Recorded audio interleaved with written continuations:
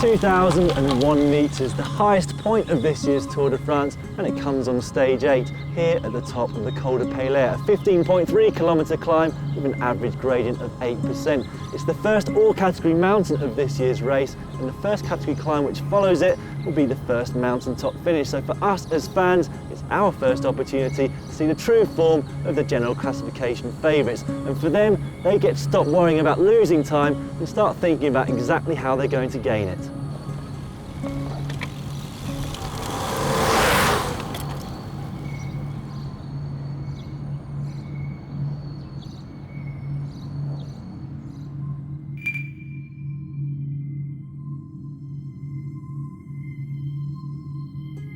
I used to come training in this area of the Pyrenees a lot in my days as a professional rider, and in fact back in the 2010 Tour de France I raced over a very similar route, and that day I was working for Carlos Sastre. In the 2003 Tour de France he won up the Outset climb, which we're also going to be riding today, famously putting his daughter's dummy in his mouth as a victory celebration. It's one of the most beautiful areas in the world to train on, and this is one of my favourite descents, so let's go and check it out.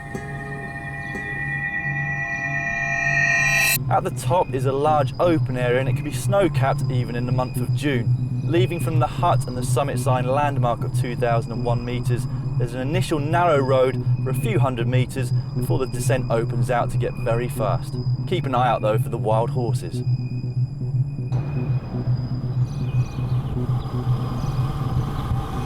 Not long after that though, you will encounter a section with a few switchbacks.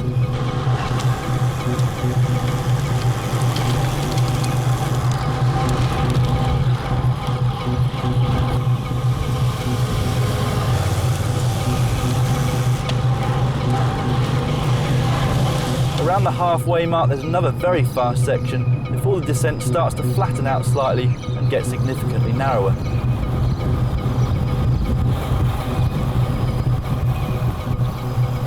There are a couple of villages and meadows towards the bottom which contrast dramatically with the scenery that you have at the top.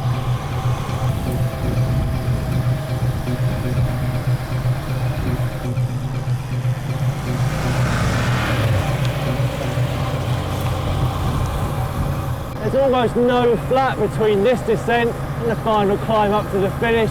For the riders who want to take a little bit of fuel in terms of fluids and also perhaps a gel, will have to do it on the downhill. It's something that perhaps you should also bear in mind if you're doing a sporty or something with similar terrain. And if you're not used to doing it, it is worth practicing, but of course you need to find a relatively safe place on the descent.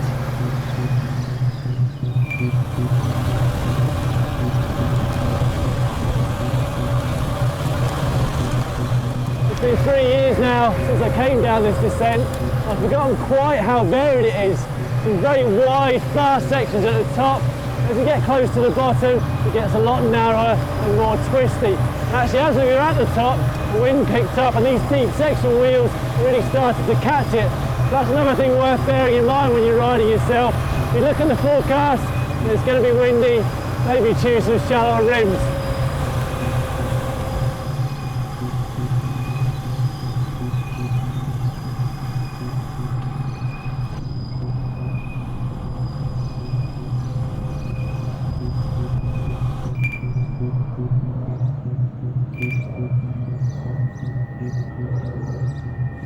From the point at which the road starts to kick up, it's only a matter of a few hundred metres before you hit a left-hand hairpin and the gradient immediately goes up to 10%. Well, they weren't joking when they said the hardest bit comes at the start. I've just come around the first hairpin and I'm already down to 34 by 23 on the gears, although the pros probably won't be using a compact for this particular stage. The official profile of the Outset climb is 7.8 kilometres long with an average gradient of 8.6%. The elevation at the bottom is 710 metres, and after you've gained 670, you'll reach 1,380 when you get to the ski station, which marks the finish line.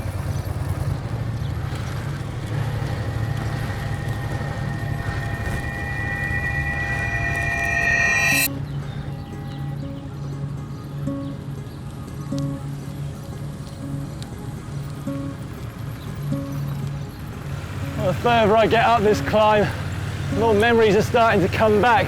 Those hairpin bends do actually give you a little bit of respite. And after you see the sign on the left-hand side of the road saying that you're 3 k's in, a couple of 100 metres later you reach this point. It doesn't show it on the profile, it actually flattens off quite significantly for a few 100 metres. So if you do need to take in that final gel or a little bit of a drink, now is the time to do it.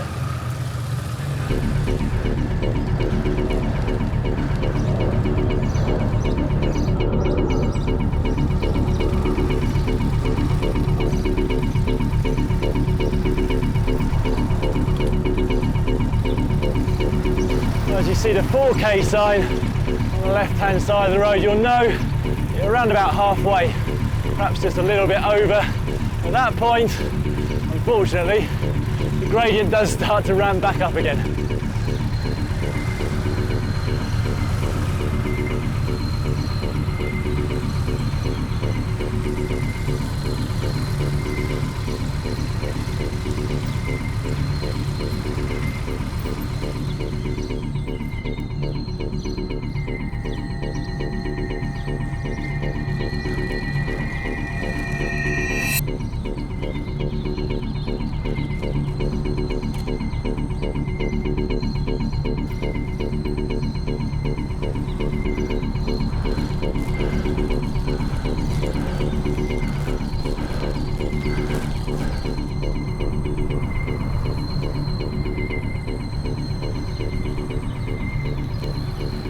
Well, about 2.5 k's to the top now, and again, another little piece of respite. It's not particularly long, but it's almost much needed after the steep gradient, so you get almost constantly on the way up.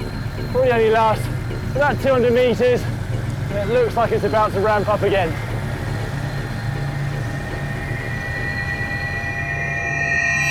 Now, because I'm sad enough to have kept all of my data from my years as a rider, I had a quick look before I came over here to France, and on this day in the 2010 tour, I was in the gruppetto for this climb and averaged 295 watts. I haven't got a power meter on today. I'm betting it's a fair bit lower. For the riders on the day, the top riders, I'm expecting them to average that magic number that coaches talk about, around about 6 watts per kilo, which for a rider like Chris Froome, who's roughly 69 kilograms, equates to around about 410 to 430 watts. But for all his attacking, Chiappucci never quite made it onto the top step of the podium at the Grand Tour, ending his career with a total of 3 podiums at the Tour de France, 3 at the Giro.